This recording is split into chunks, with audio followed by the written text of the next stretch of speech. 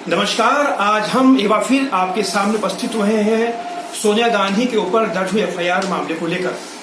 आपने कहावत सुनी होगी कि जिसकी लाठी उसकी भैंस, यानी जो समर्थवान व्यक्ति होता है वो चाहे तो अपने बल से किसी भी चीज को अपने वश में कर सकता है, चाहे केंद्र हो चाहे राज्य में हो। जिस भी पार्टी की सरकार होती है उसकी अपनी अलग धमक होती है। आप सरकार को अगर खुश कर दिया तो सरकार आपको इनाम देगी, अगर आपने सरकार को नाराज कर दिया तो फिर आपकी खैर नहीं। ये परिपाटी वर्षों से चली आ रही, केंद्र में चाहे कांग्रेस की सरकार रही हो चाहे भाजपा की सरकार रही है, हर सरकार को अपनी जो बुराई पसंद नहीं, क्योंकि सरकार अगर है तो सरकार तो सरकार ही होती है, क्योंकि आप उसको खुश रख सकते हैं। अगर आप नाराज करेंगे तो आपको लेने के देने पड़ जाएंगे। ऐसे ही नजारा हुआ है कुछ कांग्रेस के साथ। कांग्रेस अध्यक्ष सोनिया गांधी के खिलाफ जो कर्नाटका में एक एफआईआर दर्ज की गई है, जिसमें उन पर यह आरोप लगाया गया कि आपने पीएम केयर फंड को लेकर भ्रामक बातें फैलाई हैं, क्योंकि केंद्र शासित जो सत्ता बैठी बीजेपी सरकार है वहां पे बीजेपी की सरकार है, और एफआईआर दर्ज करने में थोड़ी सी देर नहीं लगाई और एफआईआर दर्ज हो चुकी है। लेकिन उस एफआईआर का मतलब क्या है, उस एफआईआर पे क्या कार्रवाई हो सकती है, आज इसी विषय पर हमारे साथ बातचीत करने के लिए खास मेहमान मौजूद हैं, जो सुप्रीम कोर्ट के सीनियर एडवोकेट भी हैं, कानून के अच्छे जानकार हैं, रविंद्र कुमार जी। इनसे बात करते हैं। सर, सोनिया गांधी के खिलाफ एफआईआर दर्ज हुई है, क्या कहेंगे इसको लेकर? देखिए, एफआईआर दर्ज होना जो है एक कानूनी प्रक्रिया है। अगर किसी आदमी को लगता है कि कोई अपराध हुआ है तो वो उसकी एक एफआईआर लिखा सकता है। एफआईआर लिखने का मतलब है कि आपने पुलिस को सूचना दी है कि यहाँ ये अपराध हुआ और उस अपराध की जांच होनी चाहिए। अब कर्नाटक में सोनिया गांधी के खिलाफ एक एफआईआर लिखी गई है, जो कि धारा 153 आईपीसी और 505 आईपीसी के तहत लिखाई गई है।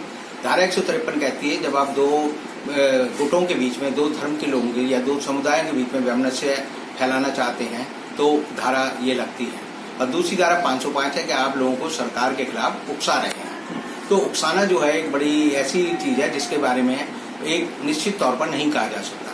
लेकिन जहां तक ये बात है कि पीएम केयर फंड जो प्रधानमंत्री ने बनाया है वह शुरू से ही विवाद में रहा है, क्योंकि हिंदुस्तान की आजादी के बाद जब हिंदुस्तान में संकट आए तो पंडित जवाहरलाल नेहरू ने प्राइम मिनिस्टर रिलीफ फंड की स्थापना की थी, और उसमें एक प्रोविजन है कि उसका जो हेड है वो प्रधानमंत्री होगा, और प्रधानमंत्री जो चाहेगा, अगर विपदा आती है, आपत्ति आती है, मान लीजिए कोई आदमी को अपना ऑपरेशन कराना है, कैंसर का कराना है, वो भी पीएम केयर से उनको मदद देते थे। जब जैसे ही कोरोना का संकट हिंदुस्तान में शुरू हुआ तो पीएम मोदी ने, जैसे उनकी एक शैली है, एक नया तरीका अपनाया। उन्होंने कहा पीएम की जो रिलीफ फंड है उसकी जगह मैं एक नया फंड बना रहा हूँ जो पीएम केयर फंड है। उस पीएम केयर फंड में 3 लोग हैं, खुद प्रधानमंत्री हैं, डिफेंस मिनिस्टर हैं, होम मिनिस्टर हैं और फाइनेंस मिनिस्टर हैं, वो सब उसके ट्रस्टी हैं। और ये एक तरह का एक अजीबोगरीब ट्रस्ट है। हिंदुस्तान में ट्रस्ट एक्ट के मुताबिक जो व्यवस्था है वो ये है कि किसी भी पब्लिक ट्रस्ट में 7 आदमी होने चाहिए और प्राइवेट ट्रस्ट में 2 आदमी हो सकते हैं या उससे ज्यादा हो सकते हैं। अब अगर 4 लोग इस पे ट्रस्टी हैं तो ये ट्रस्ट जो है सार्वजनिक ट्रस्ट नहीं है, ये व्यक्तिगत ट्रस्ट है। और व्यक्तिगत ट्रस्ट अगर सार्वजनिक ट्रस्ट की तरह से लोगों से चंदा लेता है तो ये अपने आप में आईपीसी का एक बहुत बड़ा अपराध है। और इस फ्रॉड का एक केस जो है मोदी पे दर्ज होना चाहिए कि मोदी ने जो है सार्वजनिक फंड का दुरुपयोग करने का एक षड्यंत्र किया है और वो अपने सहयोगियों के साथ जो है षड्यंत्र को कर रहे हैं। अब सोनिया गांधी से गलती ये हुई कि सोनिया गांधी ने कहा कि पीएम केयर फंड के बारे में बताना चाहिए। लोकतंत्र का और आधुनिक जो समाज है उसका सिद्धांत है कि सरकार को जनता के प्रति उत्तरदायी होना चाहिए और पारदर्शी होना चाहिए। लेकिन मोदी सरकार जो है ना तो उत्तरदायित्व में विश्वास रखती है ना पारदर्शिता में। अब ऐसी बात है कि सोनिया गांधी ने कहा कि फंड किस लिए बनाया गया है, इसका फंड का ऑडिट होगा या नहीं होगा, इस फंड में कितना पैसा आया है, इस फंड का पैसा कहाँ खर्च होगा। इस फंड के बारे में उन्होंने 11 ट्वीट किए और उसको लेकर एक महान सज्जन ने जो है एक एफआईआर दर्ज करा दी। ये लोग सोच रहे हैं कि हमने सोनिया गांधी को संकट में डाल दिया। हुआ उल्टा है कि उन्होंने मोदी को संकट में डाल दिया, क्योंकि अब जब एफआईआर अदालत के सामने जाएगी और अदालत कॉग्निजेंस लेगी तो कॉग्निजेंस लेने से पहले अदालत को पूछना पड़ेगा भी पीएम केयर फंड क्या है, इसकी क्या क्या डिटेल है। और ये डिटेल जैसे ही अदालत के सामने आएंगी तो इसका मतलब है कि सारी ये चीजें जो है हिंदुस्तान की जनता के पास पहुंच जाएंगी। लेकिन इसमें भी एक पेच ये है कि जैसे ही जो आज की व्यवस्था है, सब आदमी जो है एफआईआर के लिए जो है मजिस्ट्रेट की कोर्ट में नहीं जाते, हाई कोर्ट नहीं जाते, सीधे सुप्रीम कोर्ट आ जाते हैं। सेक्शन 32 में एक पिटीशन डलेगी सुप्रीम कोर्ट में और सरकार कहेगी कि हम बंद लिफाफे में, जैसे उन्होंने सीबीआई के मामले में किया, राफेल के मामले में किया, हम बंद लिफाफे में इसकी डिटेल दे रहे हैं। तो सरकार तब भी अपने डिटेल देने से मना कर देगी, क्योंकि जो आरटीआई लगी थी कि भाई पीएम केयर फंड की जानकारी दी जाए, उस बारे में सुप्रीम कोर्ट पहले ही व्यवस्था दे चुकी है कि हम इस बारे में आरटीआई को लागू नहीं करेंगे।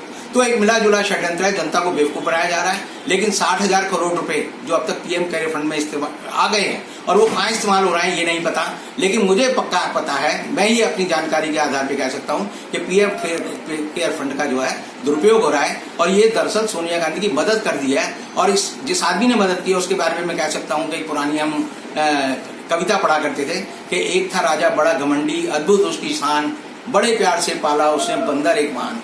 तो राजा ने एक बंदर पाल लिया, मक्खी को मारने के लिए बंदर ने को तलवार दे दी और उसने राजा की नाक काट दी। तो ये जो एफआईआर हुई है ये मोदी की नाक काटने के लिए है, सोनिया गांधी की नाक काटने के लिए। चलिए सर, आपने बड़ा अच्छा उदाहरण दे दिया, आपने कविता के जरिए भी वैसे भी आपने प्रोत्साहन कर दिया ताकि पब्लिक को पता चल जाए कि आखिर जो एफआईआर दर्ज उसका मतलब कि मकसद क्या है।